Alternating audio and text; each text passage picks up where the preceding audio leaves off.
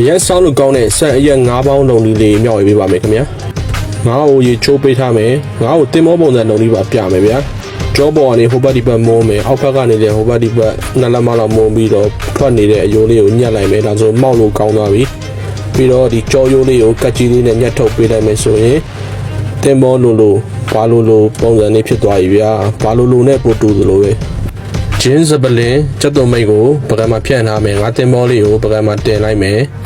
နှစ်တရာသီးရဲ့ခါချက်ဥရဲ့ကျွမ်းရွက်မို့ထောပတ်လေးနဲ့ဒီအိုးဘူးလိမ့်ပြီးပါမယ်ပိုမွေးပြီးတော့ပိုစားလို့ကောင်းအောင်ပါစားနဲ့တကြားလေးနည်းနည်းထည့်ရင်ရပါပြီ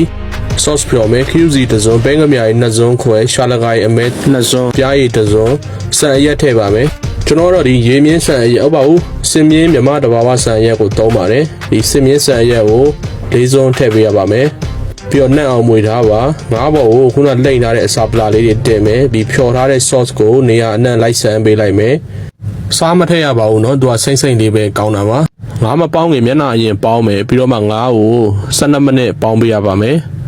ပြီးရင်ငါးဘော်ကိုစက်သွမိတ်လေးဖြူပြီးတော့ထောပတ်စီပူပူလေးလောင်းပေးလိုက်ရင်ရပါပြီကျွန်တော်ကတော့ငါးပေါင်းနဲ့လက်ချံစင်မြင့်ဆန်ရက်လေးနဲ့ဖြုတ်ယူရ